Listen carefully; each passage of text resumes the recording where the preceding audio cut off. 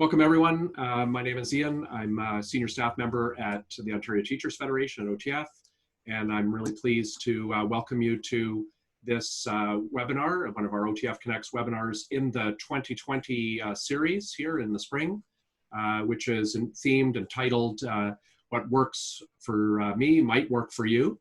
And we're just delighted to have you join us today. I wanted just to start recognizing that we're joining from all over Ontario for different parts and places. So I'd like to acknowledge that we are gathered in the territories of various Indigenous peoples, and we further recognize their stewardship of these lands in which we live, learn, work, and play. I'm also happy to share a few words about our facilitator today, and that's Laura Wodlinger, and she is the Professional Learning Team Chair of STAO 2020. So that's the Science Teachers Association of Ontario. It's one of the 50+ subject division associations in Ontario. And she's also the past STAO Secondary Curriculum Committee Chair. She is currently Assistant Head of Science at Westmount Collegiate Institute in Vaughan. That's in the York Region District School Board. Well, she'd normally be there if we weren't in the middle of a pandemic. Laura describes herself as a citizen scientist, amateur tap dancer, karaoke enthusiast, and full-time nerd. So without further ado, I know because we're itching to get at the learning, and I don't want to steal more time from Laura. Laura, welcome, and the mic and the screen are yours. Welcome. Thank you, Ian. So this presentation, guys, is going to be interactive to a certain extent. So if you want to have a device ready, you are more than welcome to actually try out some of the tech tools as we get going. And so you should see on your screen right now the presentation, and you'll notice at the bottom it's got a tiny URL, and that will actually take you to your own copy of the presentation if you wish. So let's get going. So this presentation is Tech Tools to Increase Student Engagement. I'm going to be taking you through 8 tech tools today. And before we do that, I'm going to give you an overview of kind of where you can find more tech tools like this. And that is the STAO, so Science Teachers Association of Ontario, Technology Enabled Learning Collection. And then we're going to go through each of the tech tools and kind of why I like them and why I think you'll like them too. Does Monica have a question? Raised hand. If you're looking to find these resources yourself, you can go on stao.ca, classroom resources, and then click and look for technology-enabled learning. So an option. Here is a sampling of what you'll find in that collection. What you're looking at here is a whole bunch of tech tools, sort of divided by grade and sort of divided by topic. I always find with tech tools, there are so many available, and you do need to invest some energy into learning how to use them. And so I found my issue wasn't that I couldn't learn how to use them. It was that I needed motivation to learn how to use them. I wanted a reason of how I could actually use these tech tools in my classroom before I put in the effort. And that's what this collection has. It has a bunch of resources showing how these tools can actually benefit you in the classroom to make it worth your while. Ian, can we get the first poll out on tools that you have used before? Sure can. Okay, everyone. So I'm about to launch the first poll. So it'll appear on your screen, and then I'll let you know when we're ready. Well, you'll see it on your screen, and then you're ready to answer. This is anonymous. I'll share results, but it doesn't show it by name. All right, so here we go. I'm launching it. So feel free to weigh in.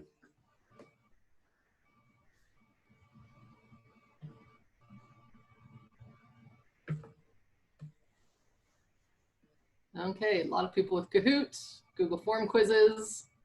Laura, just while we're waiting for that, I see that the tiny URL, I didn't test that. It was my fault. Is seeking permission, I think. Oh, is it? That's okay, though. I'll adjust that sure yeah, thanks. Okay, so for a bunch of you, many of these will be new. That's wonderful. Yeah, so I'm gonna, do you want me to end the poll and I'll share results? Yeah, Seems like most people have some experience with Kahoot, ScreenCastify, Google Form quizzes, a few with EdPuzzle. I'm hoping I can show you something new with Kahoot. But yeah, excellent. So let's keep going, shall we? If you choose to actually go look at the resources on the Stale website, you'll see something that looks like this. So you'll see a link to the actual tool, and you'll basically see a fully made lesson plan of how to use it, along with reasons why you should use it. It also contains lots of other stuff, assessment strategies, next steps, videos, worth checking out. I know you're all here because you like technology, hopefully, but I thought this would be a good slide to include. I think something we've all learned in this distance learning is that face-to-face interaction has a wonderful quality all its own that we certainly don't want to live without. But technology can make a lot of teaching tasks a lot easier or faster or better. And I find especially when it comes to differentiating instruction and when it comes to giving people feedback appropriately, I find technology can be a really good resource there. And the last caveat before we start is please make sure you know your board's technology policy. Some of the tools I'll be showing you today require no information from the students at all. Others require an email address. Others require more information. Others require no information, but you have to download an app. So please make sure that you're staying within your school or board guidelines as you use these tools. Okay, so here's what we're gonna go through today. We're gonna start with Kahoot, which it looks like most of you have used before. But if we could launch poll number 2, please. I wanna know what you've used Kahoot for. Okay, folks, here comes poll number 2.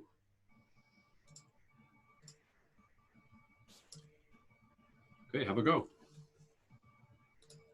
So for many years, I used Kahoot as a review tool, and I still use it there, and it's wonderful. But I did learn the ability to teach with it. And some of you have as well. Way to go, people.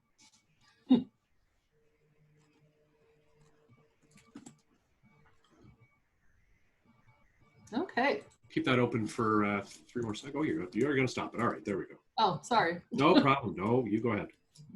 So in general, you can see most of you have used this for review. Some of you have used it to teach. A few of you have never used it. So get ready to like this. So Kahoot is an online tool.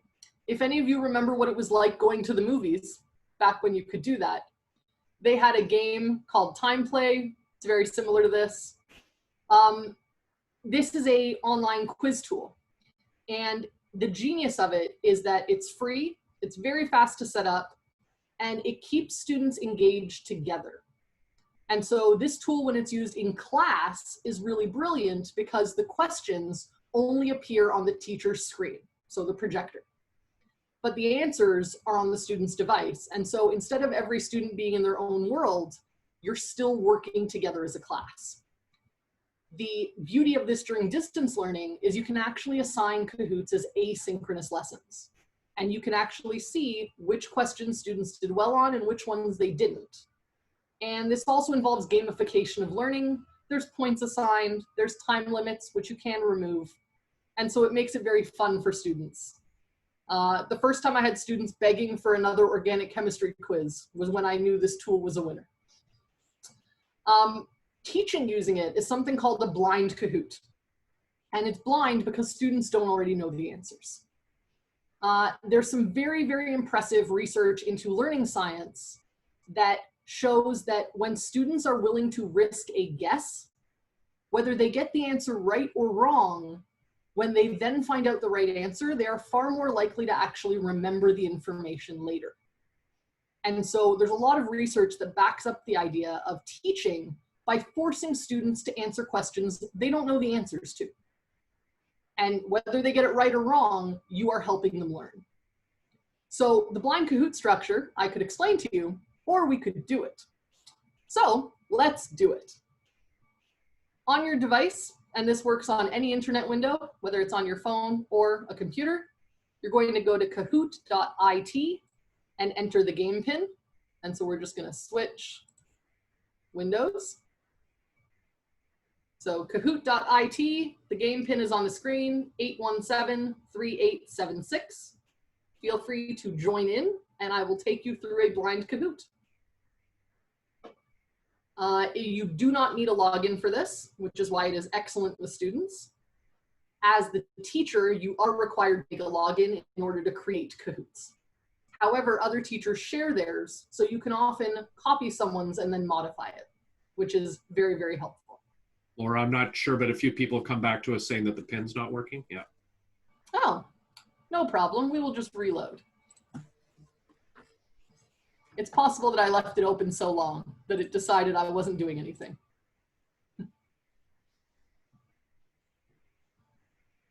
Thanks for letting us know. Yeah.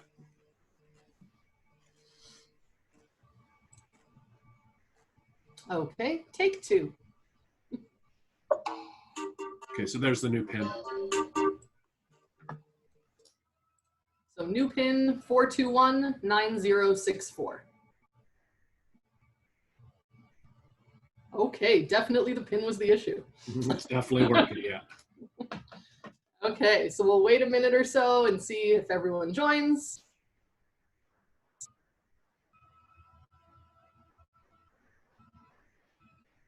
I like the person who put their nickname as the game pin. Very meta. Laura, for a second there, we were dancing on the head of a non-existent pin. Oh, nice. Very clever today, Ian. Okay, is anyone else looking to join? Okay, we'll get going. The game pin will still be on the screen in case you want to join later, but this is only 6 questions. So let's get going. I'm going to ask you something that you might not know. It is important to tell your students that right away so they don't feel bad about getting things wrong. So if you're a science teacher, you might know this. If you don't, you're about to learn it. Where are metals found on the periodic table? So a blind Kahoot. We will see as soon as this question's done. You can disable the timer if you have students who get anxious about timers. So, not bad. I assume there's a few science teachers here. In a blind Kahoot, it's generally a 3-question structure. The first question is to explain the piece of information you want them to know. So at this point, we can all learn that metals are located on the left-hand side of the periodic table, and I can show the picture again and show the black staircase line, and everything left of that is a metal. We can then move on to the next question,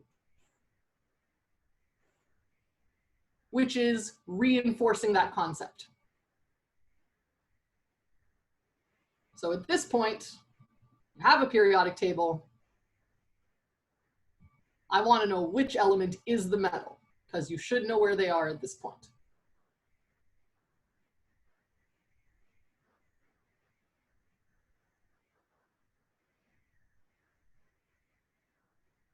Pretty good. So once again, you can reinforce with students. Metals are everything on the left side of the table, the right side, no.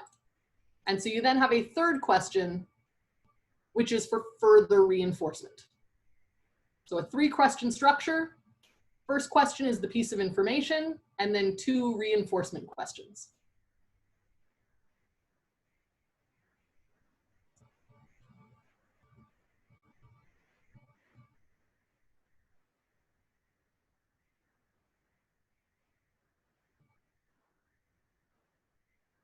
And you can see we all did better the second reinforcement question. So obviously it works.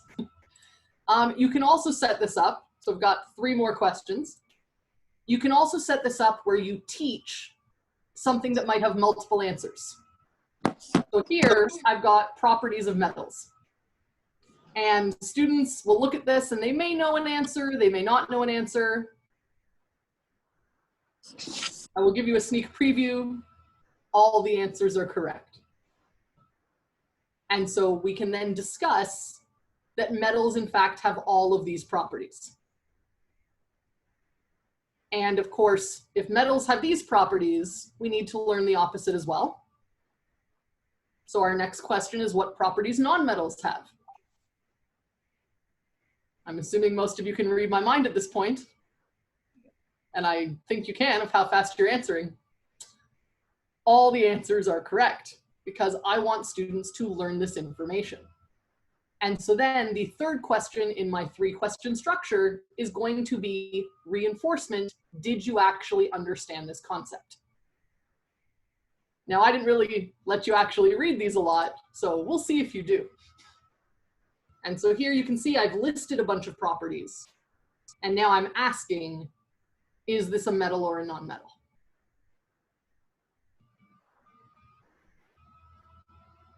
And so once again, I really like this because kids enjoy it. They enjoy the interactivity. They enjoy the gamification. I enjoy the fact that they're easy to set up. And I enjoy the fact that there is actual research that backs up, that validates this is a good learning technique for students. Awesome. Great. So we are done with Kahoot. Congratulations to everyone who played. Okay, let's continue on. Were there any questions about Kahoot that anyone has before we move on?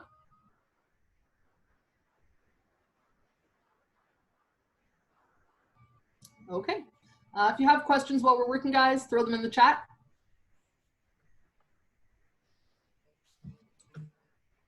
Okay, our next tech tool is ScreenCastify.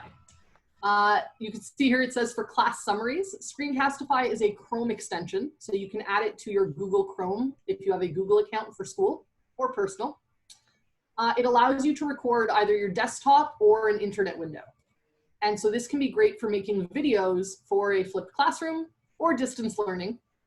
It can also be really great for students to make videos. The free version of this comes with 50 videos a month, each 5 minutes maximum. It's only $24 a year, though, to get an unlimited membership and do whatever you want. So fairly cheap. Reasons why I really like this tool is you can use it really easily for asynchronous learning. So making videos of yourself explaining, for example, a slide deck. However, you can also use it as an assessment tool. Having students explain something they drew, or having students talk you through solving a problem, or having students pick their favorite YouTube video, mute the audio, and have them replace the audio by themselves explaining what's happening in the video. So it's a really good way to track student thinking, as well as for you to demonstrate your own thinking to them. So let's try it. So if you'll notice on my screen, you can see this little arrow icon right here. This is ScreenCastify. So this is the Chrome extension. And I'm going to click on that.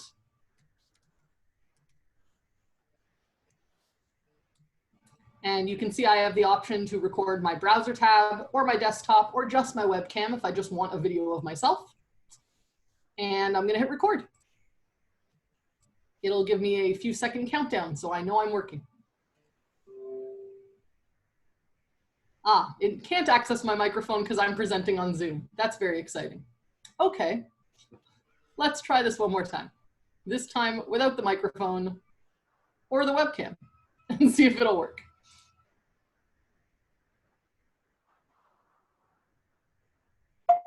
Here we go. So I've got a 5-second countdown. I've also got access to tools here. So I can highlight where my mouse is. If you're trying to show students something on a screen, this can be really useful. I also have the option to write. So you can use this as a personal whiteboard and highlight everything that you're doing. And so it makes a really good way to do presentations. And then I can hit the pause recording and stop recording, and it will automatically take me to the editor. And so it saves my recording to Drive because I've told it to do that. It then becomes instantaneous if I want to publish it to YouTube or share it to Classroom. So if you use Google Classroom, or you can download it and you can see my video playing. So it's showing me how it works. I can very easily crop it and do other edits by opening the editor. So a really nice tool to use for teachers and students. Any questions about this one? ScreenCastify? Or if someone's just asking about the difference between FlipGrid and ScreenCastify. So ScreenCastify, I've actually never used Flipgrid. I've only recently started exploring it. ScreenCastify, as far as I know, is a more personal tool. So Flipgrid, I as the teacher ask my students a prompt and they can all answer the same prompt. This is more, the instruction part would come separately. So this is something where I can record lessons or I can ask students doing totally different projects to all explain different concepts. Inherently though, I think Flipgrid would work for a lot of things you might use this for, but I would never record my own lessons using Flipgrid, I think. I just thought I'd put that out there and ask there, but I know that folks often on the webinar, they like to crowdsource answers, so that's cool too. Yes, if anyone, I don't know Flipgrid that much, so if anyone has any other ideas, feel free to put them in the chat. Thanks for fielding that, Laura. Yeah, we all like to learn. Okay, this next tool is BoomWriter. I came across this one by accident, and it was a very happy accident. I really like this online tool because it's free and it improves peer assessment.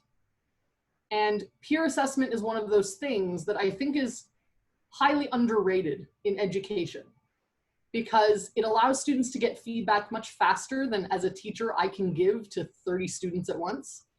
And it allows students to understand more of what good and bad versions of answers look like by seeing more examples than just their own method of thinking. And it can also train them to do self-assessment better. So BoomWriter is a writing tool online where you can put in vocabulary words as well as prompts. The reason why I like this tool instead of just giving students a Google Doc and telling them to use certain words is that it gamifies it a bit by giving them rewards for using more vocabulary words. And it also anonymizes the peer review, which I think is very important, especially with teenagers. There's a lot of friendship issues when it comes to doing good peer assessment, and being able to anonymize it really helps. I often use this tool when I teach evolution in biology because I find students have hidden misconceptions that don't always come out unless they're writing. And when I ask them to write me about evolution, it often becomes a case of seeing all these things that they believe that I was not aware of. And it lets other students check their own misconceptions when they see other students with them. So let's take a look. This one you cannot actually try at the moment because you do need to create an account. And if you create student accounts, they need to be approved by the teacher. It takes a little bit of time. I usually had my students create accounts one day as homework, and then we'd actually use the tool the next day. But here's what the interface looks like. So you can see here I have classes with assignments. And if we go to one class and take a look at an assignment, here you can see this student has used 12 out of 13 vocabulary words, which is not his fault because I screwed up one of the words by spelling it badly. And he has a word count of 295, and you can see all the vocab words highlighted in his explanation. And you can see that he submitted his response. I didn't require any revisions, so teachers can approve all the responses or request revisions. I then approved his response, and then he voted on other people's responses.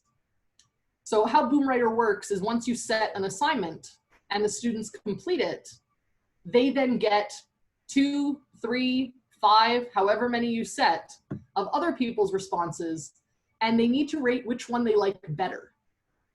So BoomWriter will give them 2 other students' responses, and it'll say, which one of these is the better one? And it will keep doing that basically until you tell it to. And inevitably what you get is you then get a first, second, and third place winner of your assignment. And you can then open up those first, second, and third place versions and go over with the class, why did everyone think this was so good? Because they're the ones who chose it as being good. So it's really good to go over as a class. It's really good to go over kind of as a individual as well. And the assignments just look like this. You give them a writing prompt. You tell them a maximum number of words. whether voting is on, whether grading is on, so teacher grading is an option as well, and which vocabulary terms they have to use.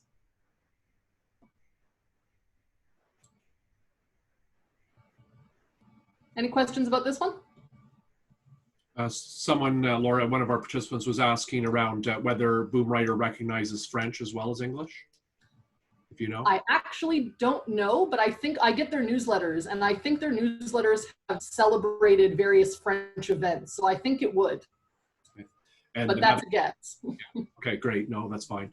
And does, another question is from Christine here, does the class see the final rankings or just the teacher? The class, like Kahoot, the class only sees the top 3. So they don't see any other rankings. And in fact, there are no other rankings to be seen as far as I'm aware. So even as a teacher, you don't really see them. And, go ahead. The other thing about this tool is it actually does come with a few other varieties. So BoomWriter has Wodlinger, which is the one I use. But if you want to do larger projects, like for example, writing a class storybook or textbook, it does have StoryWriter and Project Writer, which go for larger multi-part projects. And another question is, do students know to whom they're providing feedback? They do not. It is completely anonymous for the voting. They simply see 2 of the writing examples and are asked which is better. And the students seem to really like, they do get points for using the vocab words. They get points for getting their writing approved. They get points for voting. They get points for winning as well. And then BoomWriter has little avatar clothes and stuff they can buy with their points. So they enjoy that as well, despite being teenagers. Or if I can just ask sort of an assessment question just before you move on, just be really quick. Is it possible to upload or provide either criteria or a rubric or check brick or something that against which that they're providing that feedback? So you could include all of that in the writing prompt. I've actually never tried or looked to see if you can upload a separate rubric with it. So I'm honestly not sure it's possible, but it might be. I feel like it would be, but I've never tried it. No worries. Okay. Let's continue on. EdPuzzle. So a few of you have tried this one as well. This is another one of my favorites. I know I've said that about all of them so far, but they're all my favorites. EdPuzzle is an online tool that allows you to take videos and embed questions into them. And the value of this during distance learning cannot be overstated. Because normally in class, if you watch a video with your class, you ask them about it. You ask them what they think of it. You ask them if they're understanding it. And it's harder to do that asynchronously with distance learning until you come to EdPuzzle. So what you can see here is a screenshot of a video, and there's various green question boxes at the bottom. Those are all questions where the video will pause and students have to answer them before they continue. So it's a great way to track student understanding and actually force them to pay attention to the lesson. Reasons why it's excellent. You can crop videos. So if there's an hour-long video and you want students to see 5 minutes of it, no problem. You can use your own videos from Google Drive, or you can use videos already on the internet, YouTube, TED Talks, video, everything. You can insert voiceovers, questions, and notes. And you also have a grading aspect where you can actually check how many times students have watched the videos, and you can see all their answers as well and how much they've completed. So that can be really, really useful. And you can also, with their permission, borrow other teachers' EdPuzzles that they've already made. So that can save a lot of time with setup as well. So let's take a look at one. I'm going to share my computer sound, and we will just watch a brief one. Here it is.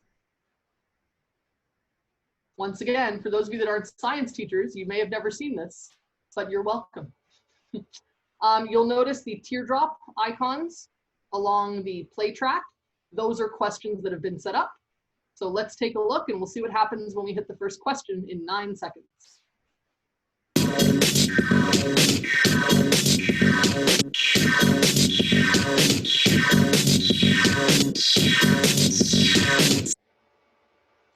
So you can see the video's paused.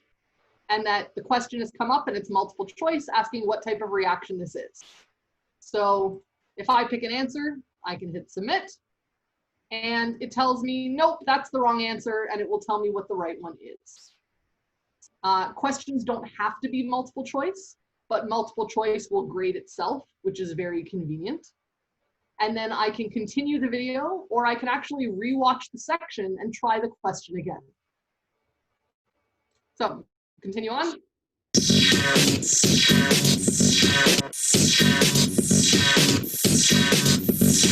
Can't get it now.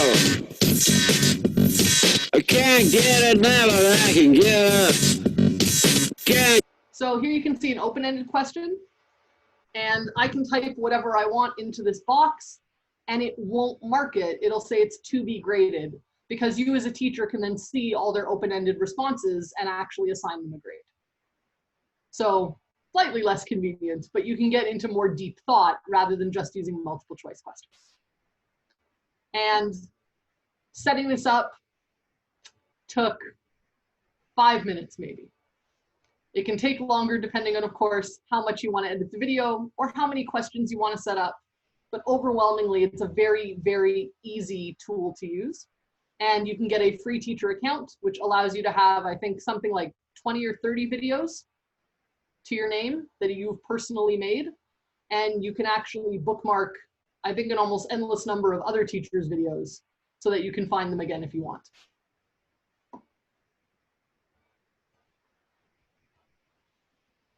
Okay.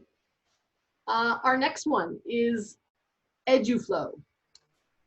This is another peer assessment tool and is a little more free form than BoomWriter is. BoomWriter is really just for written responses. And if you use WordWriter like I do, it's for fairly short written responses as well. EduFlow is for anything. If you're an art teacher, you can use this for paintings.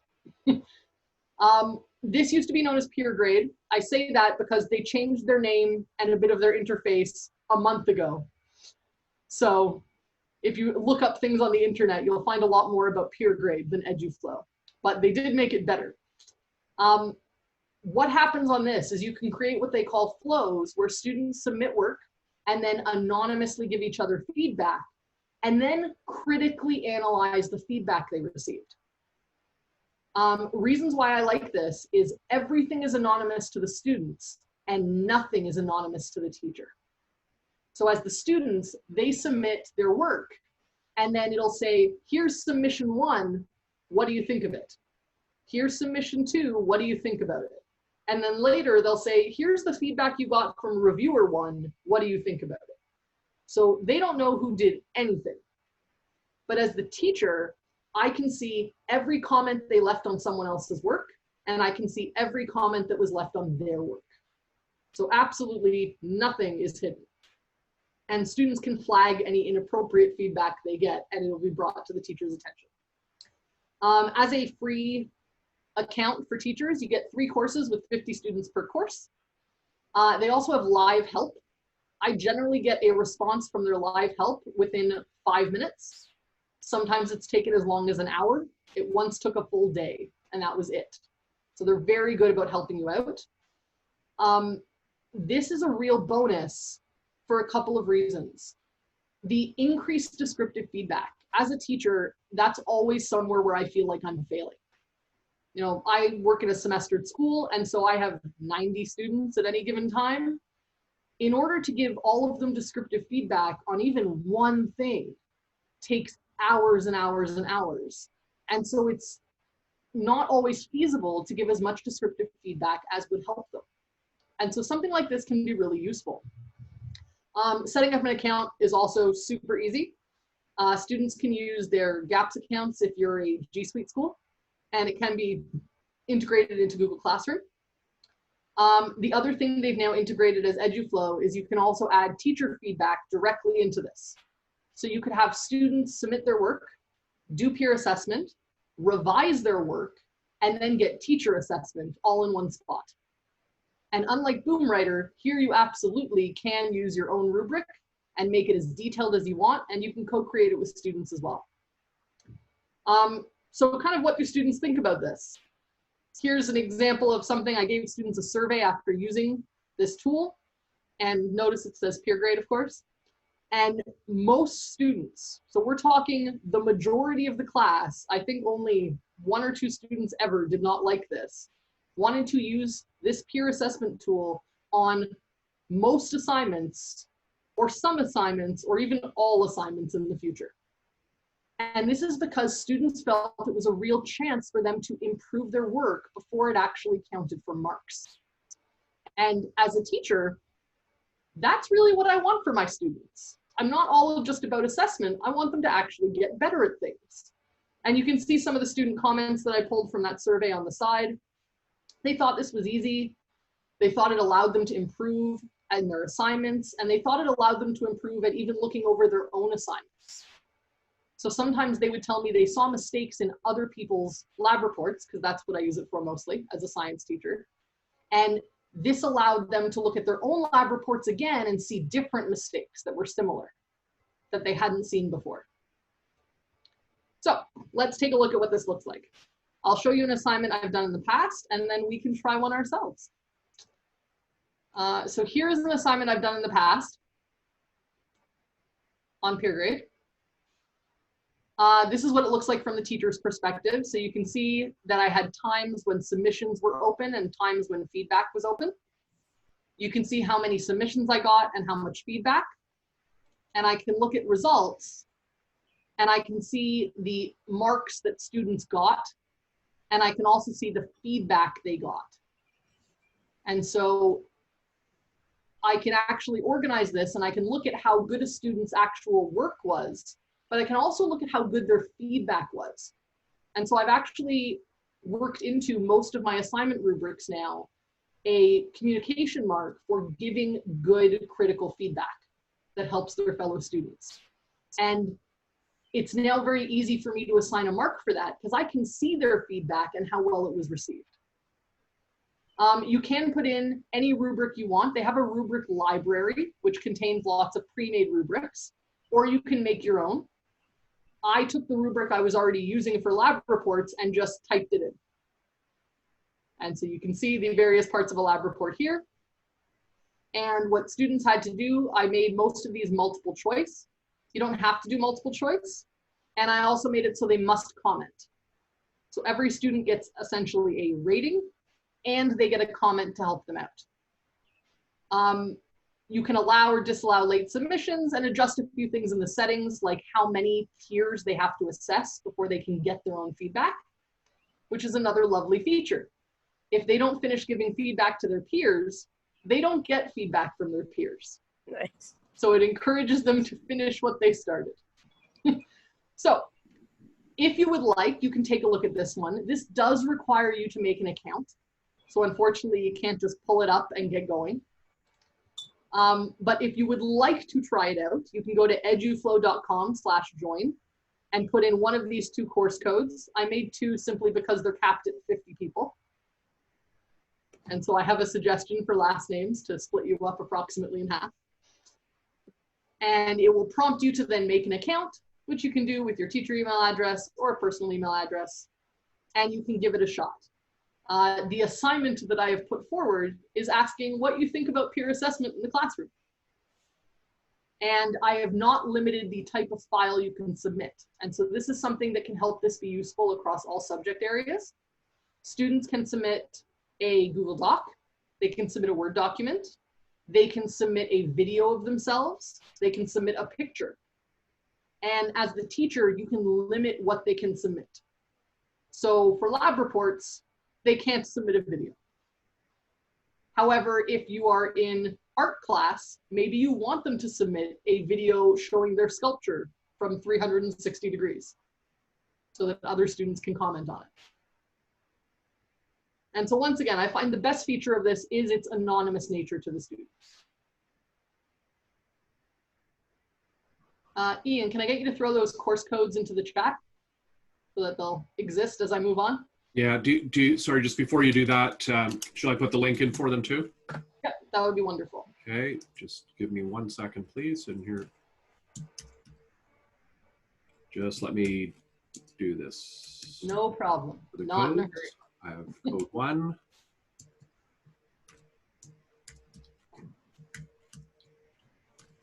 And so for this particular assignment in EduFlow, I haven't set a timeline on it, which means that even if you want to try it after this webinar is over, it will still be open to you as well. So you can set it up within certain boundaries that submissions must be made by Friday at midnight, or you can say, submit whenever, this will still be fine. Good to go, Laura. Inevitably, what I've done with this is I've had students, the first time I had students do it together with me in class, just to make sure things ran smoothly.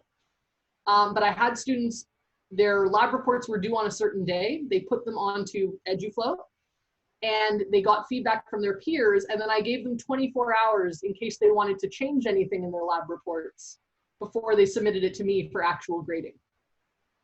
Other teachers were concerned at the potential for plagiarism.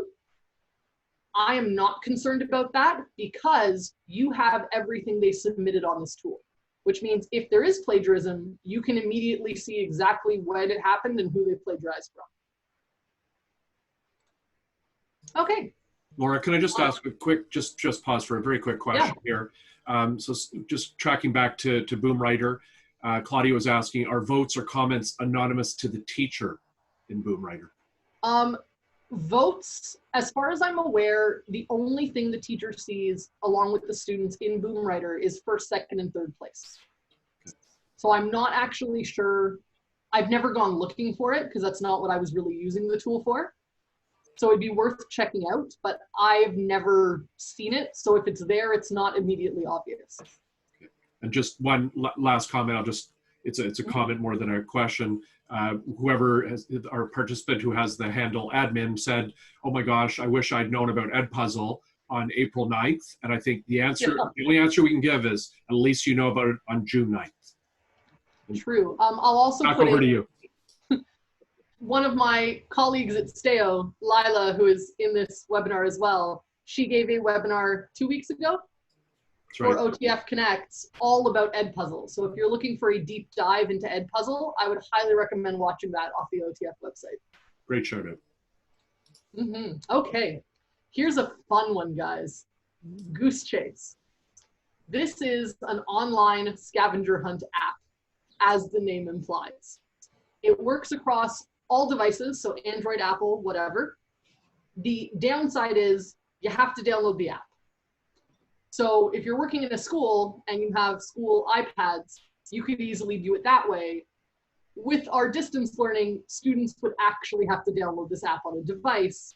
So be sure to check with your board about how that's applicable.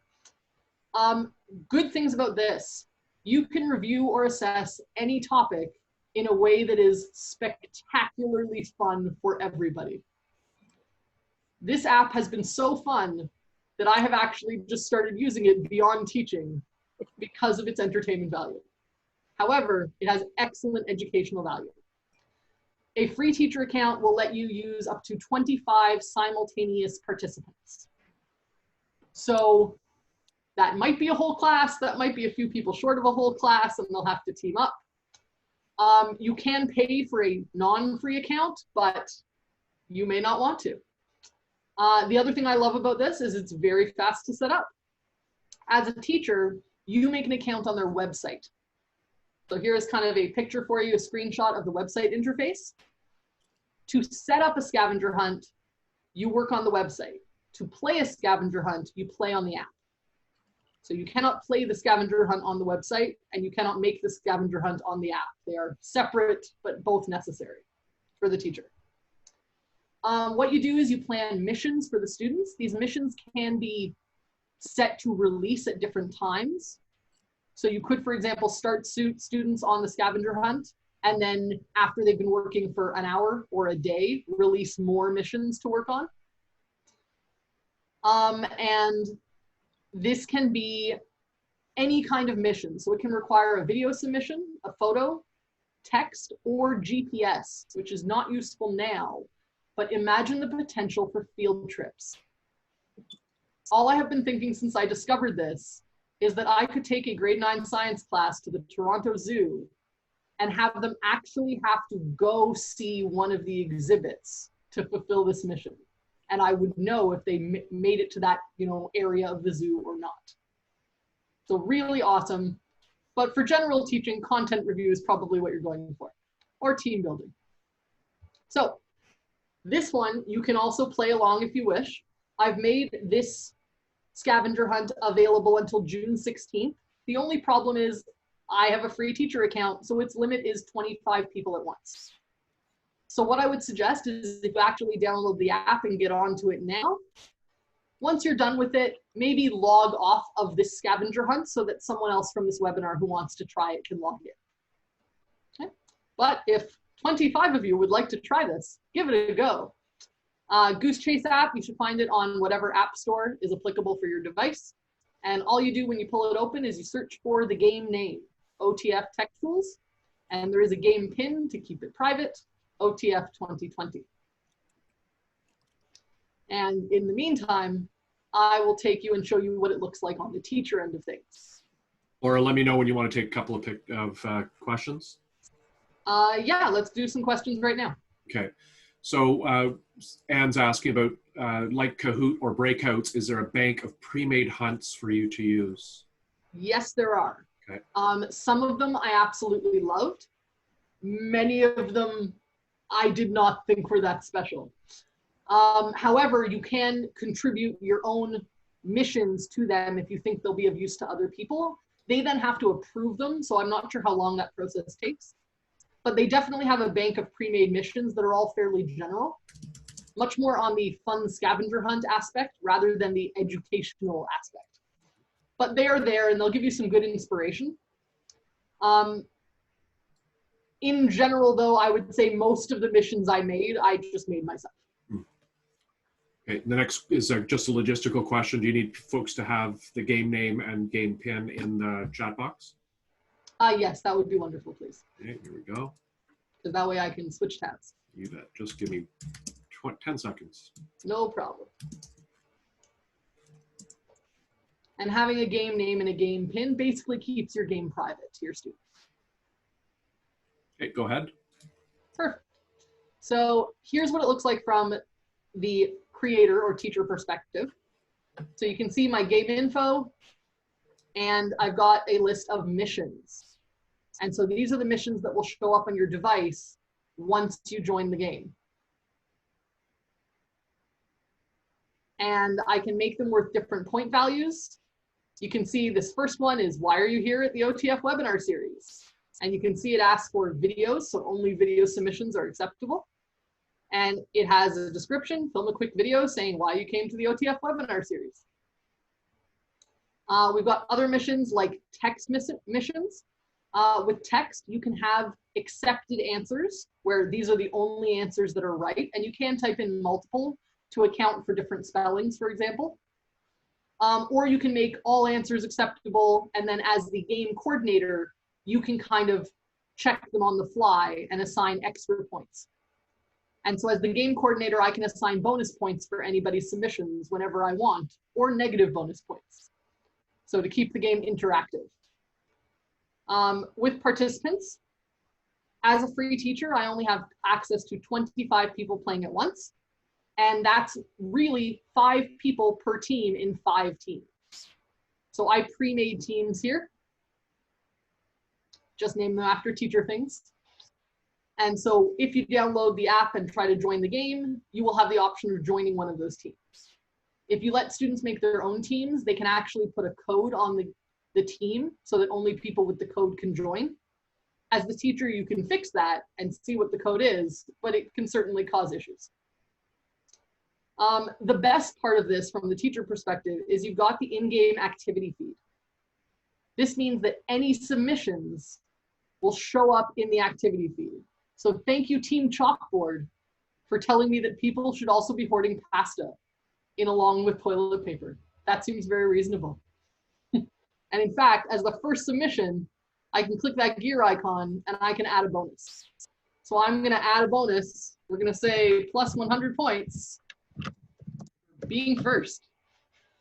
And I'm gonna add that bonus. And so whoever submitted that will see on their device that they've got a bonus. And whoever else is on their team will also see that their team has a bonus. And you can look at a leaderboard as well. So for different teams.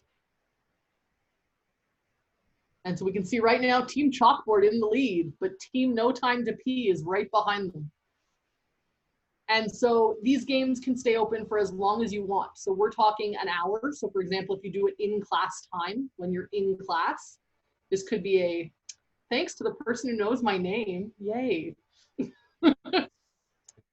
So this can be something where you do it during class time, or this can be something where I've left this one open for a week. So it could actually almost be an assignment, asking students to find certain things or research certain things.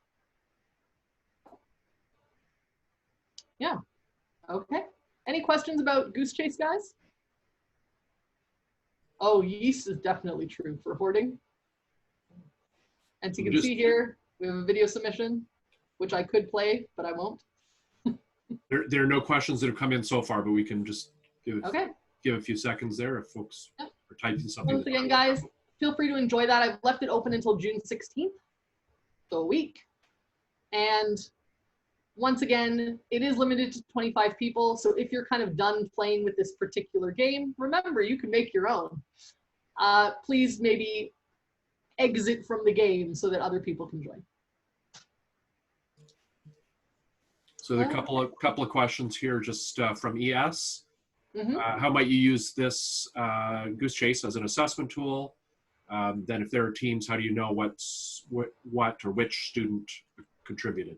So I would probably use this more as formative assessment rather than summative assessment for that reason. If I had the kind of money to have a non-free teacher account, or if my school purchased a school account, that would obviously be a little better.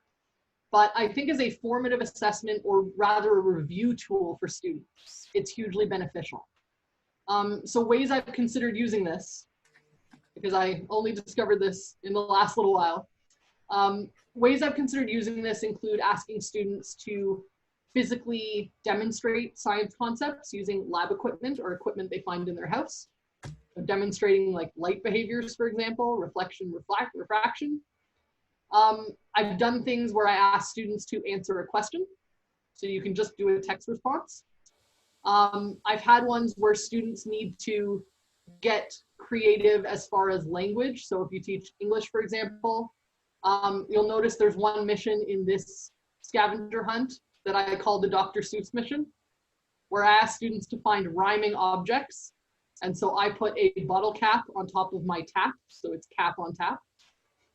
So there's opportunities for kind of creative assessment. You'll notice there's also a math one where students need to solve the math equations, and the correct answers lead them to a certain phrase. Incorrect answers will lead them with a jumbled phrase. And so there's certainly ways to do assessment, but I agree that it would be hard to pin it to individual students. So I would stick with formative.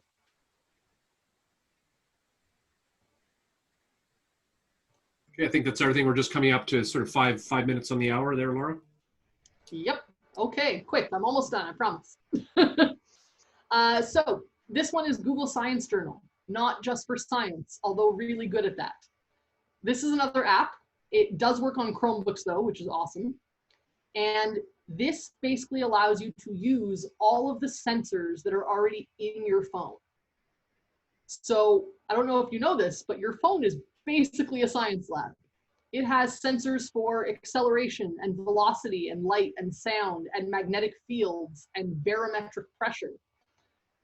And this app allows students to access all that data, which means they can actually collect their own data. So if you teach math, amazing graphing opportunities. If you teach science, science experiment opportunities, even things with maker spaces. It is free. Google does have more than 70 already kind of planned lessons you can do with this, but of course you can do more. The app kind of looks like this. So it's fairly easy user interface, and it allows students to document their learning at the same time. So they can take pictures and screenshots and type in observations as they're taking data. I have definitely tried to brainstorm ways to use this outside of science for this presentation. because of course the ways I usually use it is inside of science. And you can see kind of what I came up with here. The idea of noise reduction. So I know there's teachers who have, you know, asking students to be quiet, and they'll have, you know, a green sign that like you're doing good and a red sign that like you're doing bad. You could actually show students exactly how loud they're being. And you could kind of have a class experiment and see how quiet it needs to be for students at the back to hear you. If you teach music, the opportunity for tuning in intervals. This has not only a noise monitor for decibels, but it also does frequency. So tuning an instrument can now be monitored. Orienteering, lighting in photography. You can actually measure how much lighting it takes to make certain kinds of images happen. So all kinds of neat things there. If you have other ideas than what I've come up with that are outside a science classroom, feel free to throw them in the chat. I could always use more ideas. But this one definitely, you can try it yourself. You just have to download the Science Journal app, and it's for free on any app store. And it does work on Apple devices, surprisingly, which is nice. Yeah. Okay, and our last tech tool, Google Form quizzes. These ones, many of you claim to have used before, which I'm sure is true because they're so useful. Free, instant feedback if you do multiple choice, ability to collect student data. The possibilities are really, really endless here. The purpose that I'm going to float for this presentation is differentiating instruction. A lot of us use Google Form quizzes, as the name implies, as a quiz to check learning at the end of a unit or at the end of a week. I would put forth the idea that these are actually brilliant for diagnostic assessment. Because at the beginning of learning, giving students a quiz to see what they already know or are already good at or are really interested in can really guide the way you set up your teaching for that unit. It can also guide the way you divide students into groups for various activities or projects. So really neat thing to do. If you've never experienced this, you can feel free to try it out right now. There is a tiny URL or a QR code if you'd like to scan it. If you've tried Google Form quizzes, no need. I've actually been experimenting recently with using Google Form quizzes to teach lessons by making forms that actually go to different sections depending on student answers. I've also been experimenting recently with using Google Form quizzes to make digital escape rooms.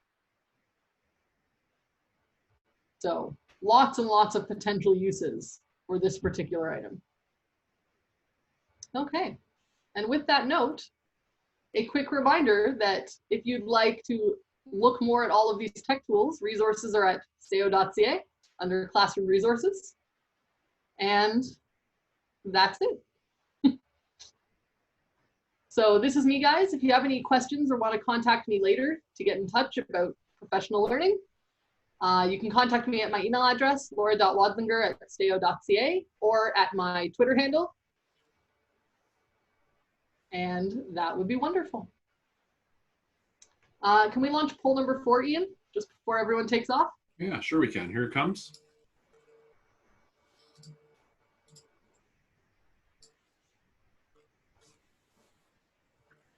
Okay, it's up. Feel free to weigh in there. Sort of at the end now. What did you like? I do apologize a bit for rushing through the last two, but I didn't want to keep you all here late.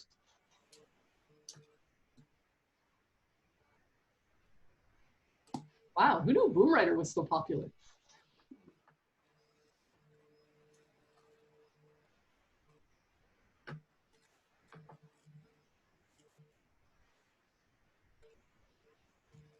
We'll leave it open for 10 more seconds. How's that? Mm-hmm.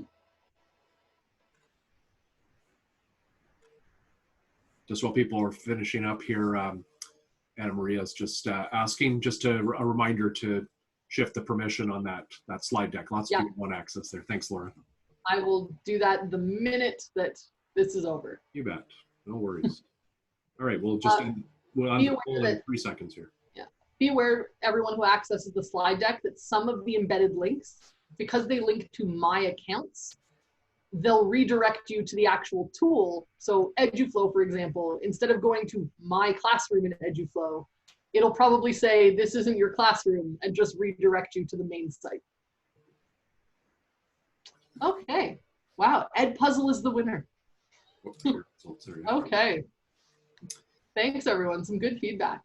So that's it. I'm happy to hang around for a few minutes if anyone has additional questions. That's Feel free great. to contact me later. Yeah, I'll just ask you if you just stop the share there, and I'll just do a couple of official thank yous here. So. Yeah, got it. Great.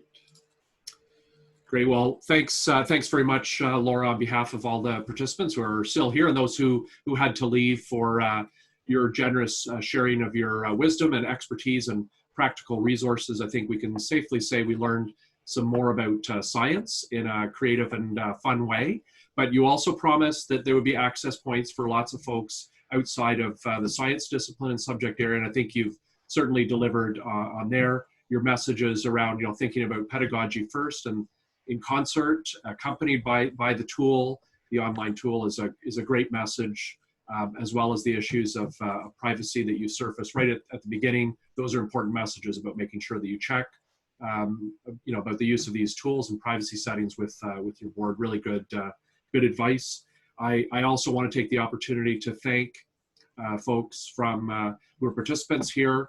One of the great things about it is the collaboration and crowdsourcing. I and Laura had lots of friends on here who were answering questions, so that Laura, you were free to finish, and your timing and pacing was excellent there. So again, I want to thank everyone for all the work that they're doing out there in the system for our kids and for each other, and supporting all of us in a sense of community. These are unprecedented and challenging times, I know, but when we're all working together, it just it makes the work lighter and maybe a little easier. And I know the tools that you shared with us today will certainly help us today and into the future, Laura. So again, our thanks. And with that, I'll end the recording. If folks want to stay behind to ask some questions, we'll do that. And maybe 10 more minutes just to preserve people's time here. All right. Thanks everyone.